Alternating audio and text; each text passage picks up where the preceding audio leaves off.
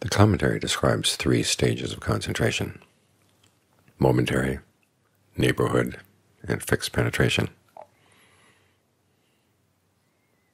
The way it explains these has to do with Vipassana practice, but the terms have been adopted for other types of concentration as well. And because these terms are not explained in the canon, the different ajahns have come up with various ways of describing them. One common one is to say that momentary concentration is your ordinary, everyday concentration where you listen to someone speak and you can follow the meaning of that person's words. You can read a book, make sense out of what you're reading, as long as you stay with the topic. But it keeps on relapsing, and you have to keep on renewing it.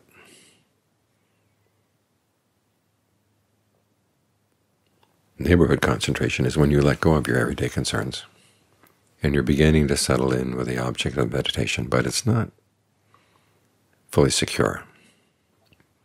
There's a drifting quality. It's only when you can reach fixed penetration that you're really one with the object. And that's when you're safe in your concentration. You're alert, energized, still. The type of concentration that's ready for discernment. It's in that intermediate stage that drowsiness can set in. This is where sloth and torpor, as a hindrance, can come in as well. And because it's an inevitable stage of the concentration, you have to prepare so that you don't drift off. As one of the ajahns says, this is the stage of concentration where you're able to put up with a little bit of pain, but you fall for pleasure.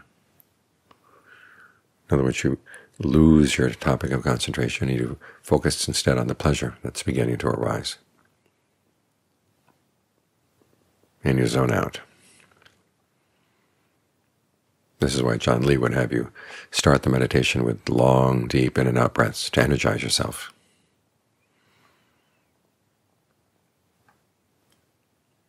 And why the Buddha describes steps in the concentration where you do work, because it's working with your concentration that's going to get you through this section.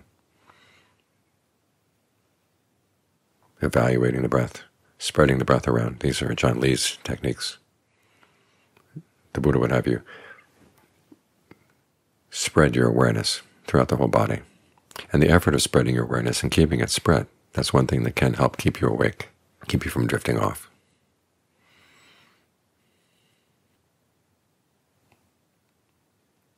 So know that you have to go through this minefield before you settle down.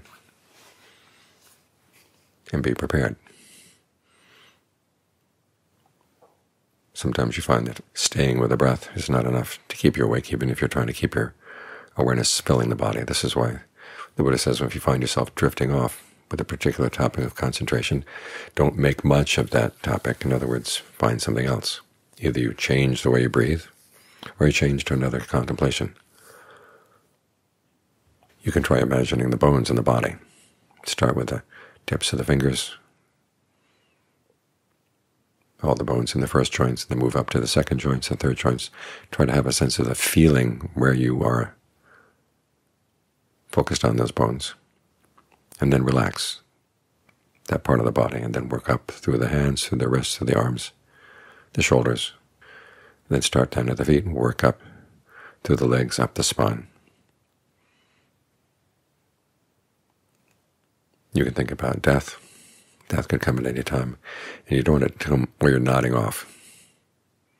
There's work to be done.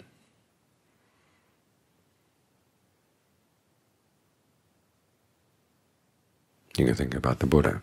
Anything that helps keep the mind focused on a Dhamma topic. It energizes you.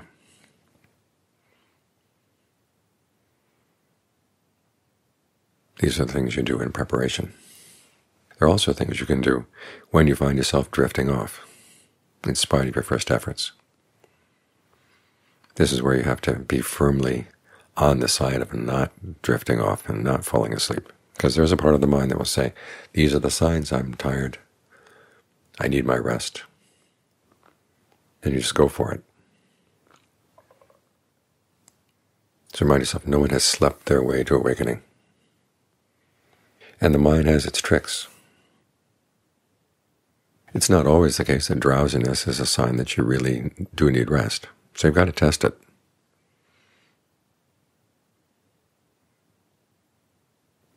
Sometimes it comes on because an important insight is about to come to the surface, and there's a part of the mind that doesn't want to deal with it, doesn't want to see it, and it will divert your attention by making you drift off.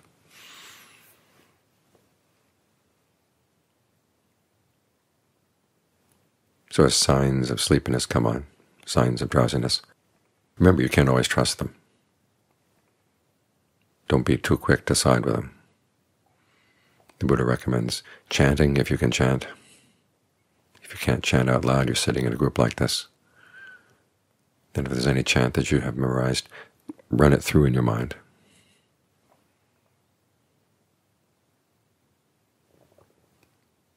Rub your limbs.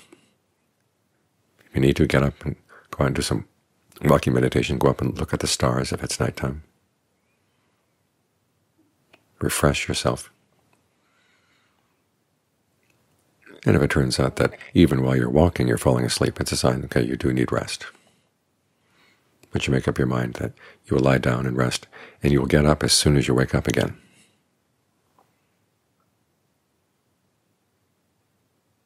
You don't just bury yourself in the sleep. Now, there are other techniques as well. And oftentimes it's good to come up with your own. There was a period when Ajahn Phương was really sick, and oftentimes I would just stay up with him many hours of the night. He made a comment one time. When he was younger, he'd had really bad headaches, and it gotten so bad that he needed to have monks stay with him when he woke up. They give him compresses, do this, do that.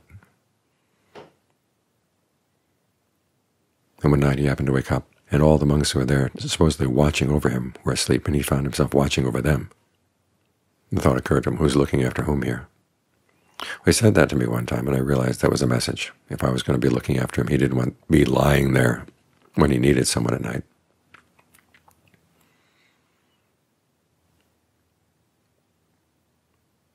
So there'd be nights when I just sat up all night, just in case he needed me. Or I'd make a vow. If I did lie down to rest, if he needed me, I wanted to wake up 5 minutes before he needed me.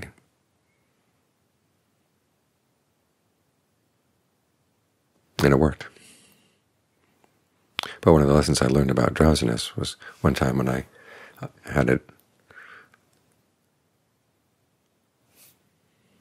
when I had a part of the day when I was responsible for looking after him. There were other monks there at the time who could look after him too. But one by one, the different monks found reasons why they had to work on a construction project, working on other things around the monastery.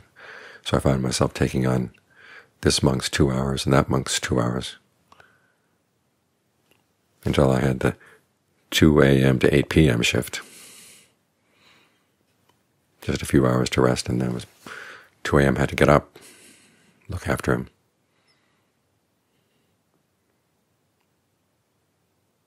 And after several weeks of this, I was really sleep deprived, and getting up at 2 a.m. did not guarantee that I was really going to be awake during those hours. I'd be sitting there and nodding off. And I discovered that if working with the breath, if I tried to stay at one spot, I was sure to go to sleep.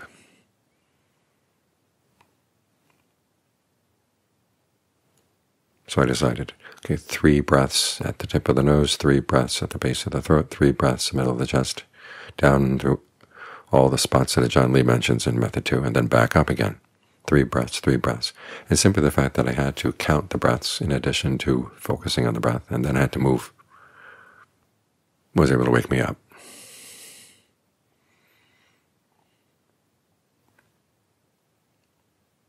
So a large part of this is being on the side of wakefulness and not on the side of wanting to rest, and then trying to find techniques, the techniques that work ahead of time to prevent the sleepiness from coming on. And if it does come on, while the mind is beginning to settle down. What you can do to keep the mind active. That's the important principle. Give the mind work to do, here in the body or with some other Dharma topic. And experiment to see what works for you. The fact that you're actually discovering something on your own makes it all that more interesting, because that's the real key to overcoming sleepiness, is to find something that has your interest, something you can explore. And taking on sleepiness as an opponent instead of as your nightly friend gives you a lot to explore and a lot to discover.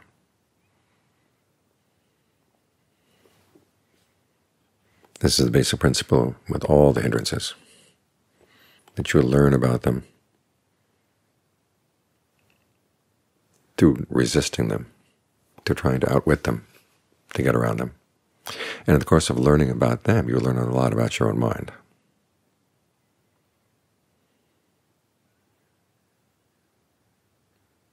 And you reaffirm the original principle for why you're meditating to begin with,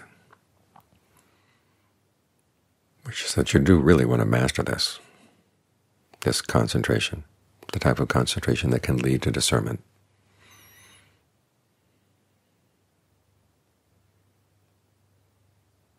After all, we're not here to drift off. We're here to get firmly established. And those are two very different things, even though they're both quiet. They're quiet in radically different ways.